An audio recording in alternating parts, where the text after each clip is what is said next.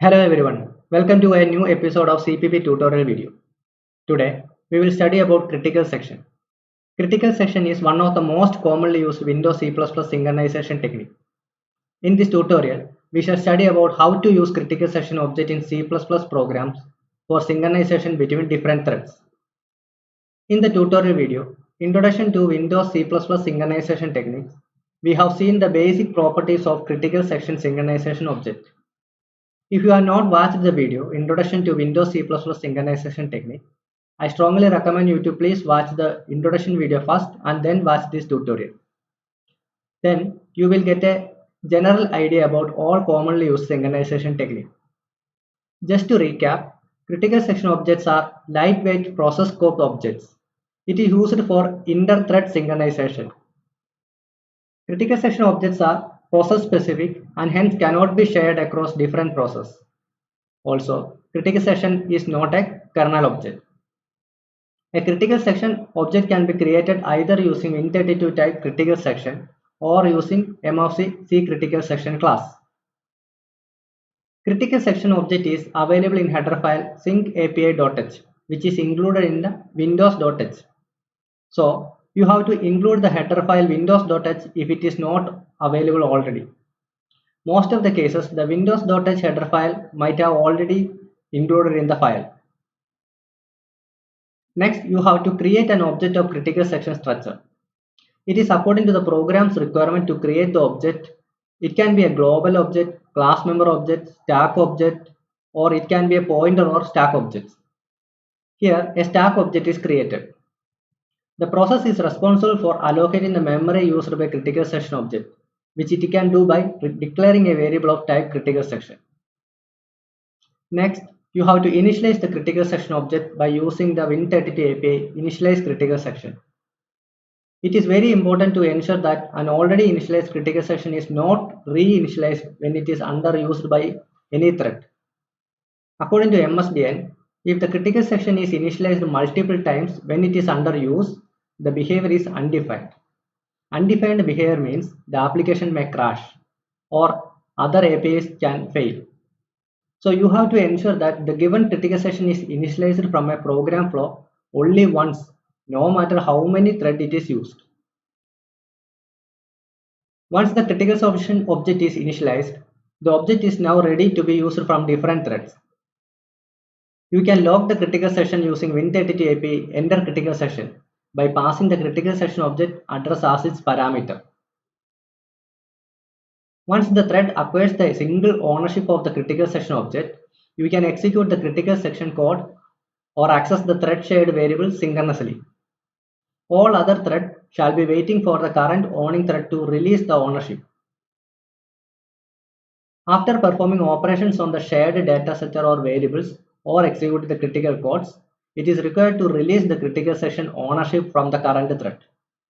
Critical section ownership can be released by using the Win32 API leave critical section with the critical section object's address as its parameter. This is a very important step. Also, if a thread calls leave critical section when it does not have ownership of the specified critical section object, an error occurs that may cause another thread using critical section to wait indefinitely. So ensure carefully that leave critical section API is called only if enter critical section API is already called in the current calling sequences to avoid deadlock scenarios. Each thread in the program that uses the critical section object can wait for lock, acquire lock, and release lock according to the order in which the corresponding thread receives the critical section object's ownership. Once all thread achieves the functionality, it is required to delete the initialized critical section. This is to release the internal memory associated with the critical section object. You can delete the critical section object using Win32 API delete critical section by passing the address of critical section object you want to delete as its parameter. Once a critical section object is deleted, you cannot use it for further synchronization. For that, you have to start from initialization onwards again. Also, do not delete an already deleted or non-initialized critical section object. Doing so results in undefined behavior. Let's see the usage sequence of critical sections object with the 5 threads. First, the critical session is initialized using initialize critical session API. Also, all the 5 threads are created and ready to execute the synchronizer code portion. For instance, let's say that thread 1 acquires the ownership of critical session object using enter critical session API.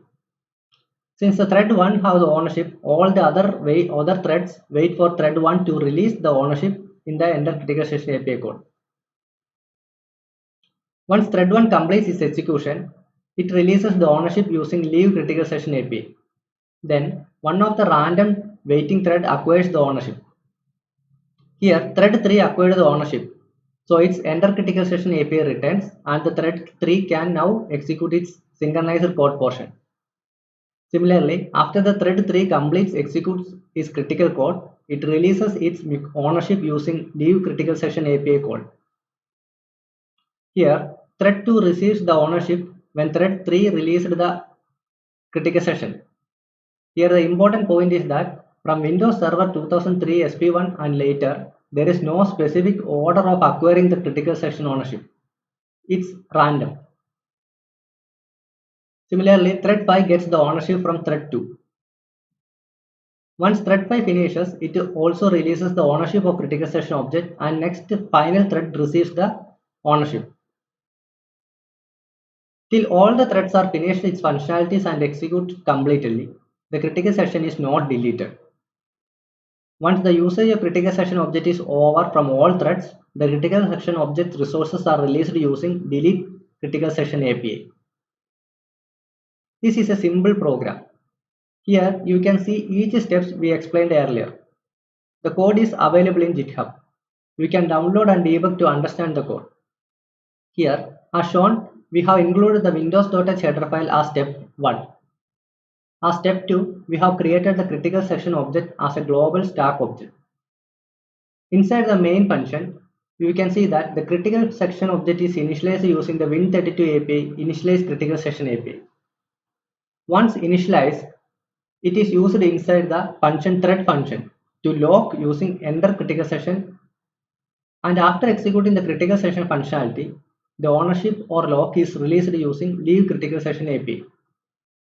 The function thread function is called multiple times from different threads at a time.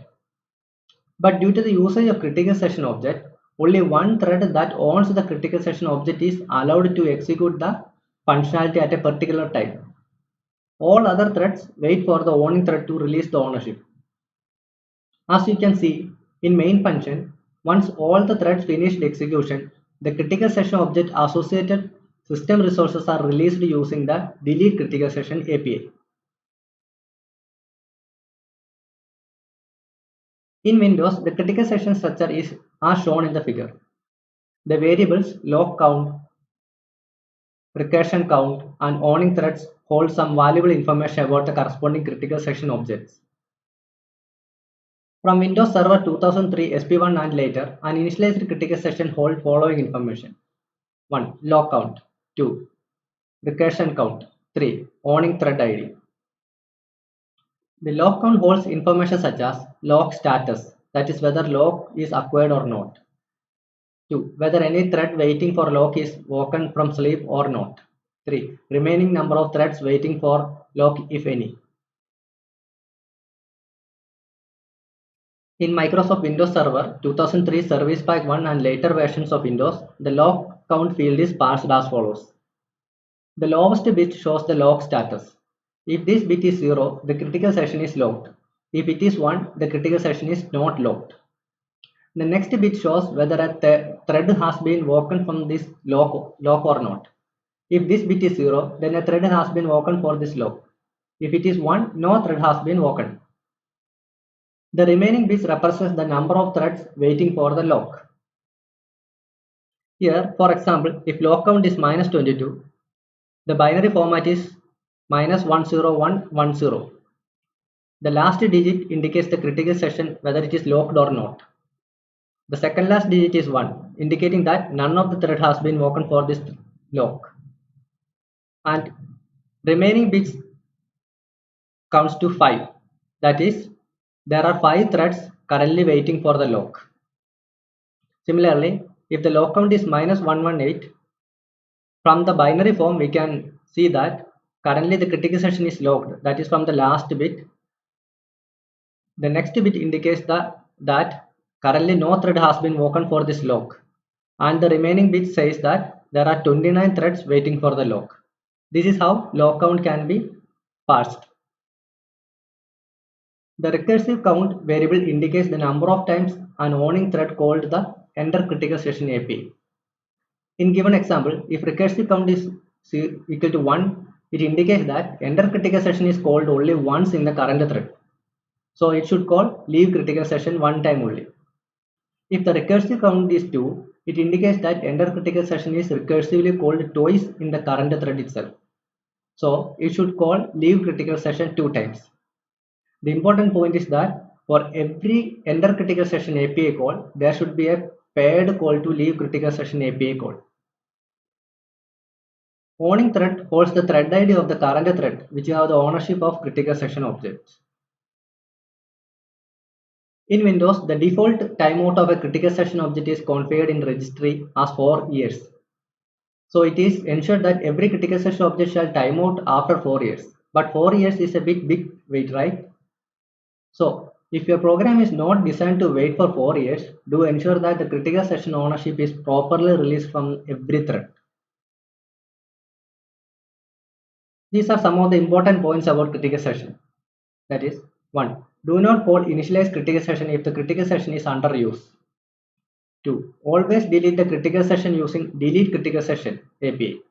An initialized critical session should be deleted only once. 3. Ensure that for each enter critical session, there exists a call to leave critical session, including exception scenarios also. In Windows, most of the application supports MFC classes. By using MFC version C critical session, we can easily use critical session compared to that of Win32 version of critical session. C critical session is a wrapper class around Win32 critical session. The C critical session automatically handles initialization and deletion of critical session. That is, no need to explicitly write code for initialization and deletion of critical session. You can use C critical session lock to lock and C critical session unlock API to unlock the critical session. As shown in the code snippet, include the header file afxempty.h and create object of MFC class C critical session. Now, you just need to use the C critical session class member functions lock to acquire the ownership of critical session and unlock API to release the ownership of the critical session. Here, as you can see, we have not called the API initialize critical session and delete critical session. The MFC class C critical session shall internally call the API initialize critical session at the time of object creation. Also, calls delete critical session at the time when the scope of C critical section object is over through its destructor. When using MFC class C critical session, we can even avoid calling the lock and unlock APIs of C critical session using the MFC helper class C single lock. C single lock utility class automatically perform lock and unlock of critical session object. The main advantage of using C single lock class is 100% ensured automatic unlocking in all written scenarios during stack unwinding due to exceptions, etc. You have to just create a stack object of C single lock passing the address of the critical session as parameter to the initialization constructor of C single lock. Also ensure that you are passing the second parameter B initial lock as true so that the lock is acquired as part of the object construction itself. So once the scope of C single lock object goes out, the destructor of C single lock is invoked which calls the unlock of critical session object associated with it. The code snippet shows the most simplified form of using a critical session object in an MFC supported program. The programmer just need to create a critical session object and construct an object of C single lock using critical session object. Everything else happens automatically. No need to worry about critical session initialization, no need to call the lock or unlock API explicitly, and no need to free the resource of critical session after its usage. Also, in all exception scenarios, all the lock is unlocked. In this tutorial video, we have studied about how to use both Win32 version and MFC version of critical session.